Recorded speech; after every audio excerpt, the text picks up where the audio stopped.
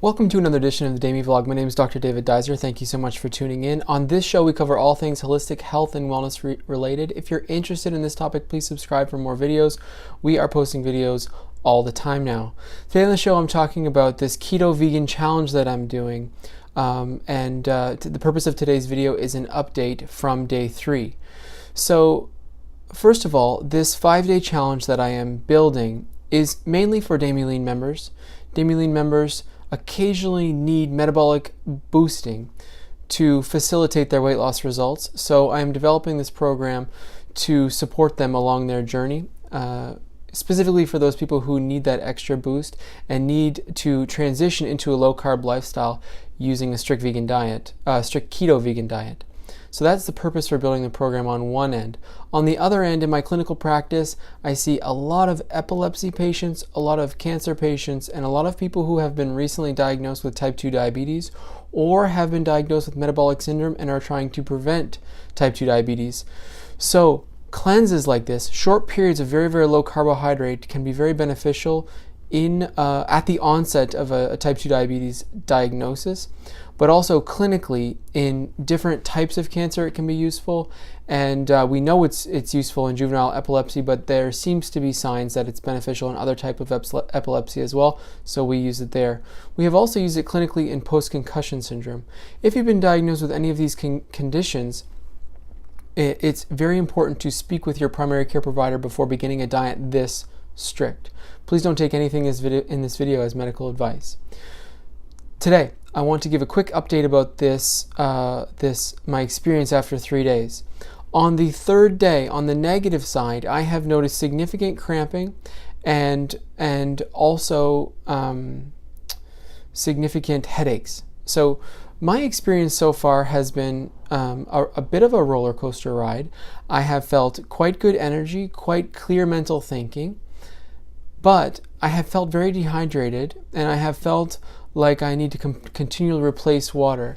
Now, we know when you transition to running on ketones from glucose, your kidneys can spill sodium.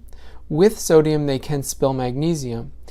When sodium goes low, you will feel dehydrated. When magnesium goes low, you will feel cramping.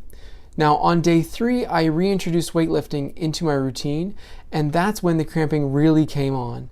I was experiencing cramping at the end of each set, and that was a bit discouraging to me, even though I have felt like I have been replacing my water sufficiently.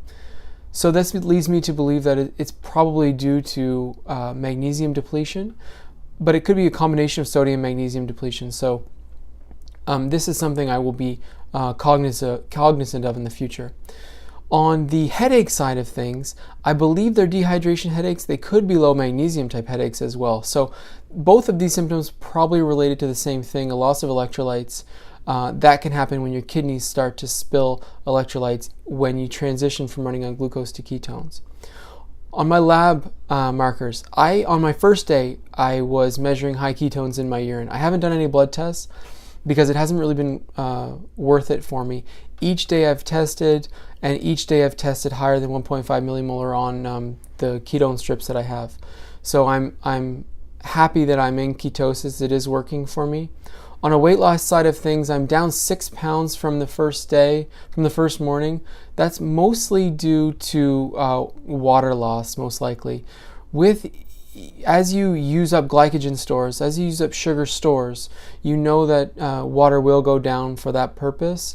With each gram of glycogen stored, there's a certain amount of water stored, and as you burn through sugar, you will lose water, plus the sodium is being dumped, which obviously pulls fluid out with it. So I believe that those 6 pounds are most likely due to water loss, hence the dehydration and the cramping.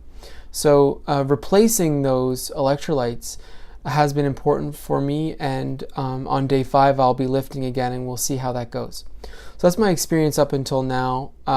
In terms of energy production, I feel like my energy is stable, and the ups and downs in terms of thought processes and anxiety type symptoms or stress type symptoms have sort of calmed. I will note that although I'm not feeling the same types of swings in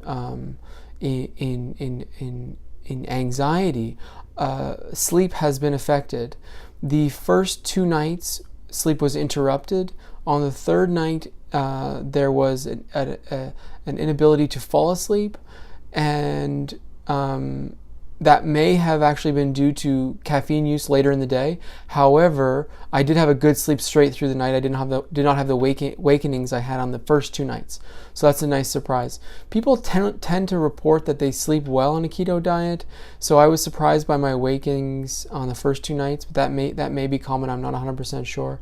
And I assume that my inability to fall asleep on the 3rd day was just because I was having such a low calorie day and consumed caffeine in the afternoon. That probably inhibited my ability to fall asleep quickly. I probably had a lower or a higher cortisol response later in the day, which suppressed melatonin and may have caused me a little bit of an inability to fall asleep. But once I fell asleep, the sleep was good.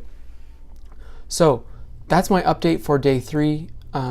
I want to say again about this diet, I think clinically it can be used in a series of situations, and I think it will become more and more mainstream as a little more research is done for these specific conditions I have spoke about already. My purpose for doing this is to help patients and DAMY Lean members with not only their metabolism, but with their holistic approach to healing from their condition.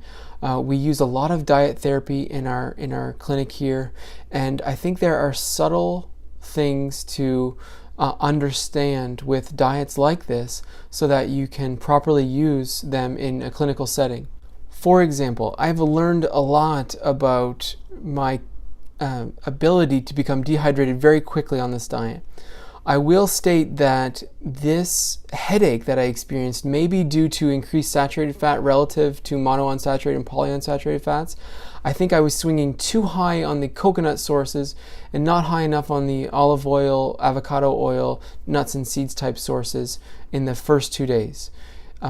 So I will keep up with that on day 4 and day 5. Stay tuned if you want to find out more. If you enjoy holistic health and wellness videos like this one, please subscribe to this channel. We're going to be doing more videos like this. And I'll be doing day 4 and day 5 updates to this Ketovegan cleanse as well. So stay tuned for more updates from my N of 1 study, from my personal study, from using this clinical diet on myself. So thanks for watching and hope you have a great day.